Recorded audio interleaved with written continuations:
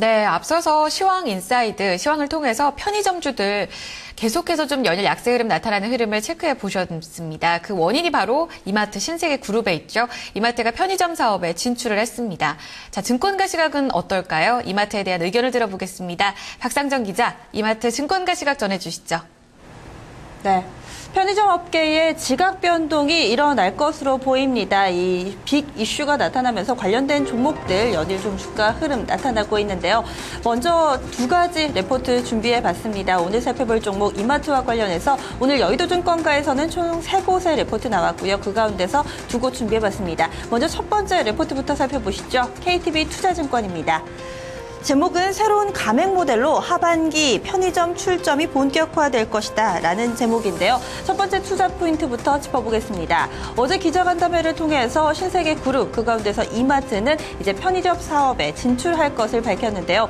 우선 KTB투자증권은 중립에서 약간은 좀 긍정적인 쪽으로 좀 더 무게를 두고 있었습니다. 세 가지 포인트로 좀 정리해볼 수 있을 텐데요. 먼저 첫 번째로 신규 점포 출점으로 인해서 구매력이 증가하고 이것이 원가 경쟁력을 향상시키는 것으로 이어질 것이다. 이런 분석을 내놨습니다. 그리고 두 번째로는요. 이 PB 브랜드, 프라이빗 브랜드 혹은 프라이빗 라벨이라고 부릅니다. 이 유통사에 이름을 달고 나가는 제품들이 있는데요. 대형 마트를 보시면 쉽게 보실 수 있을 겁니다. 이쪽에서의 브랜드 경쟁력이 강화될 것으로 전망을 했고요. 마지막으로는 이 온라인 사업과의 시너지 효과로 인해서 중장기적으로 좀 호재가 될 수 있다라는 평가를 내놨습니다. 그럼 두 번째 포인트 체크해 보도록 하죠.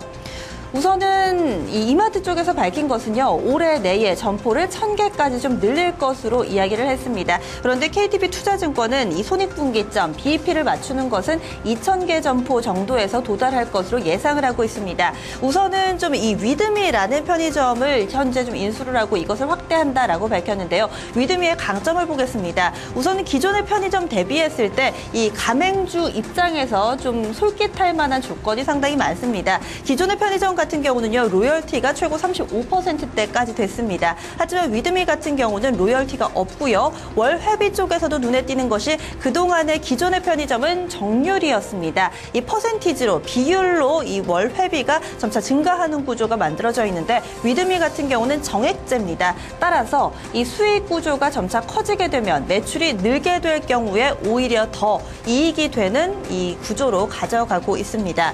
그러면요. 이것을 기준으로 했을 때 현재 매출 비교를 좀 해보도록 하겠습니다. 가맹점이 일평균 하루에 80만 원의 매출을 좀 내게 되면은요. 위드미 가맹주 같은 경우는 월 회비 433만 원 정도 이 부분을 좀 총이익으로 인식할 수가 있습니다. 그런데 기존 편의점 같은 경우는 379만 원 정도를 좀 인식을 하게 되죠. 아래쪽으로 좀 보도록 하겠습니다. 맨 밑에 보시면은요. 하루에 200만 원의 좀 매출을 낳게 될 경우 한 달 기준으로 봤을 때 위드미 가맹주의 총이익이 1,300만 원이 넘어가게 되는데요. 기존의 편의점 같은 경우는 1,000만 원을 조금은 밑도는 수준입니다. 따라서 하루 평균 매출액이 커지면 커질수록 다른 편의점보다 위드미의 가맹주가 느낄 수 있는 매력도가 더욱더 높다라고 볼 수 있습니다.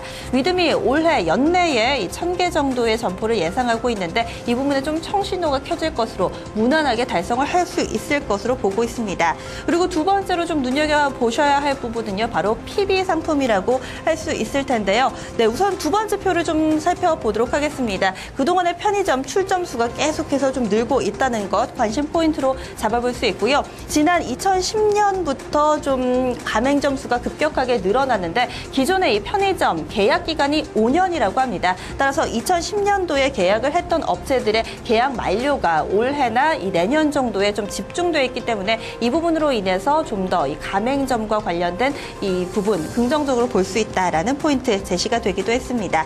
이어서요. 두 번째 레포트 살펴보도록 하겠습니다.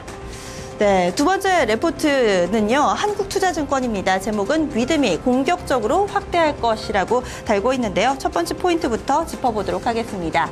앞서 여러 차례 말씀드린 것처럼 올해 1000개 정도를 좀 목표로 하고 있습니다. 하지만 현재까지 위드미의 이 시장 점유율은 상당히 좀 미미한 수준인데요. 0.4%에 그칩니다.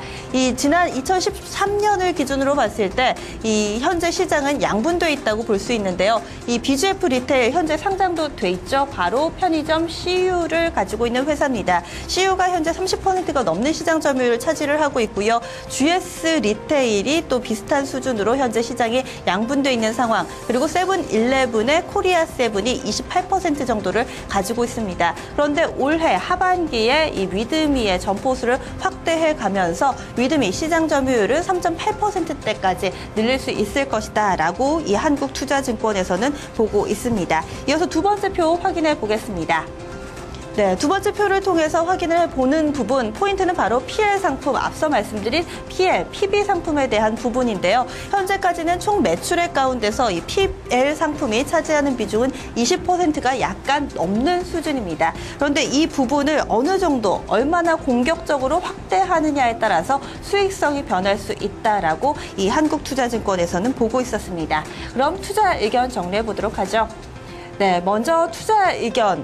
KTB 투자증권입니다. 매수로 제시를 했고요. 목표 주가 29만 원입니다. 그리고 한국투자증권은 마찬가지로 투자의견 매수, 목표 주가 33만 원으로 제시를 하는데요. 우선은 단기적으로는 EPS 개선에 크게 좀 기여하지는 못할 것이다 라고 봤습니다. 하지만 중기적으로는 상승 동력이 될 수 있다라면서 투자의견 매수를 유지하는 모습이었습니다. 지금까지 리포트 두 가지 짚어봤습니다. 네. 증권가 시각을 들어봤고요. 전문가 시각도 한번 살펴보겠습니다. 일단 증권가에서는 단기적보단 중기적으로 성장 동력에 좀 더 눈길을 돌리는 모습이 나타나고 있습니다. 자, 김대복 전문가 연결합니다. 안녕하세요. 네, 안녕하세요. 고맙습니다. 네, 전문가님 반갑습니다. 자, 오늘 살펴볼 기업이 이마트인데요. 많은 부분에서 좀 주목을 받고 있습니다. 좀 편의점 사업 굉장히 좀 경쟁 심화되어 있지 않나 이런 우려도 드는데 이마트 어느 쪽으로 먼저 살펴볼까요? 네, 일단 강점부터 보겠습니다. 강점은 세 가지 정도로 보겠는데요. 이마트가 실시하는 이제 편의점 사업 자체는 중기적으로는 이 성장 동력, 신성장 동력을 확보하는 이런 차원이다. 이렇게 볼 수가 있겠습니다. 지금 최근에 이제 소비의 패턴 자체가 가족이 이제 단순화되어가는 이런 시장 흐름이기 때문에 이쪽은 기본적으로는 좀 경쟁은 심화되겠지만 이마트는 점진적으로 신성장 동력을 확보할 것이다. 이렇게 보겠고요. 두 번째 강점이라고 하면 역시 이제 올해 이제 새로 구축한 온라인 식품물입니다. 식품물인데 이쪽의 성장의 기대가 굉장히 크다 이렇게 보입니다. 지금 현재 오프라인 체제는 소비 부진이지만 온라인 체제는 점진적으로 좋은데 식품 사업 자체는 굉장히 좋아지는 이런 흐름이라고 봅니다. 2013년도 기준으로 해서 약 4조 3,700억 정도의 시장이 2018년도로 가면 대폭 증가한 지금 현재 10조 이상의 시장으로 전개될 것으로 보이기 때문에 이쪽의 시장에 대한 기대감이 굉장히 크다 이렇게 보겠고요. 미국 시장에도 지금 이베이나 지금 이런 쪽의 시장들, 온라인 업체들의 시장들은 시장에 아웃퍼폼하는 반면에 시장과 같이 이거보다 내려가는 이런 쪽은 오프라인 쪽은 여전히 죽고 있다는 점을 주목할 필요가 있다 이렇게 보겠고요. 마지막으로 이 회사는 이제 중국에 대한 사업 자체의 불확실성이 점차 해소되고 있다 이렇게 보겠습니다. 중국에서 지금 현재 지난 1분기에도 적자가 이제 많이 났는데 이런 부분들을 점포를 폐쇄를 통해서 지금 불확실성을 부분적으로 해소하는 것이 강점이라 이렇게 보겠습니다. 네, 그렇다면 리스크 요인은 어느 쪽으로 보고 계신가요? 예, 이 회사는 역시 이제 수익성입니다. 수익성이죠. 지금 현재 세월호 사태가 일어난 이후에 수익성 문제, 우리 투자 심리가 위축되어 있는 이런 상황이 연속적으로 진행되고 있기 때문에 수익 개선의 모멘텀이 여전히 부진한 이런 상황이다. 이렇게 볼 수가 있겠고요.